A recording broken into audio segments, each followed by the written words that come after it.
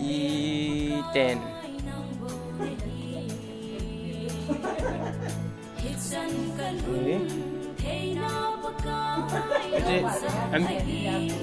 Amin ni pihak mulai mun hian sebo.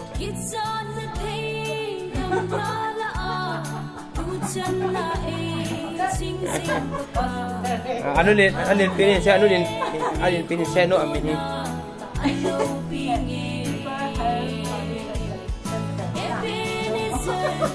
Anu lin kan ni nurse mu min saya no nurse. Doktor no. Doktor no. Cik, paham?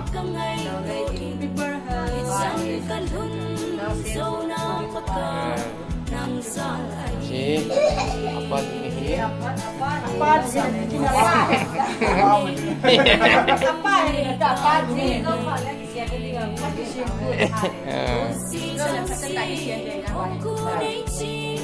Saya amat cuma sibuk.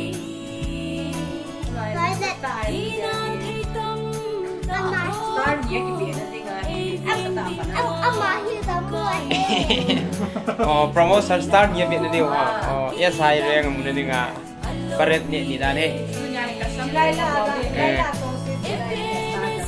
Oh.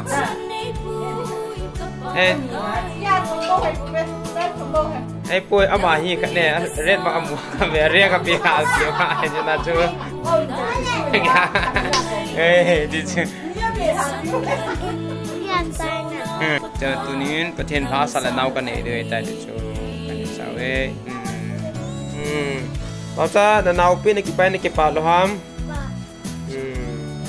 Itu nak kipa am. Setang. Setang. Okay. Saya amalin. Menu kan doa tu ni. Lagi sanga itiam sel. Kaya sangin anu long, aneh bayin abang kain, ino long ini pakai. Oh, saya apa? Oh, pakai. Saya anu din, bin. Tu ni lagi sanga itiam, lagi paham macam sangsi. Kaya sangin anu ini, anu zaman, anu siapa orang siapa ni pakai. Terus lagi panah mu.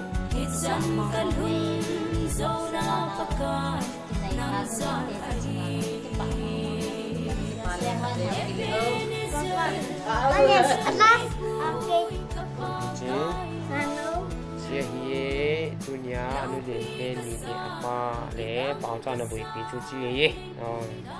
Rồi tay bao cho phát đi phép xếp ta. Thank you. Okay, chú hết có quay ta được. Thank you God for everything.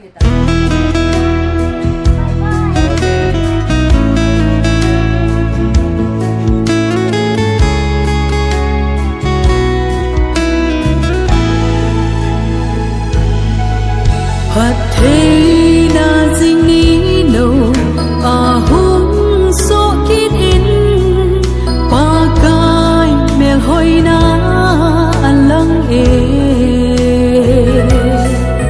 pa cai lung xịt lóng lâu ni tin in na tha dinh e à ngày lúc na happy na baby ôm lâu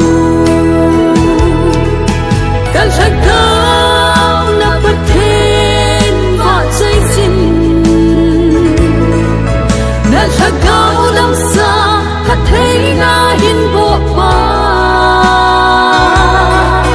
hai na hu nei lai sen nip le mel nei lai sen hallelujah ti in na min va chai in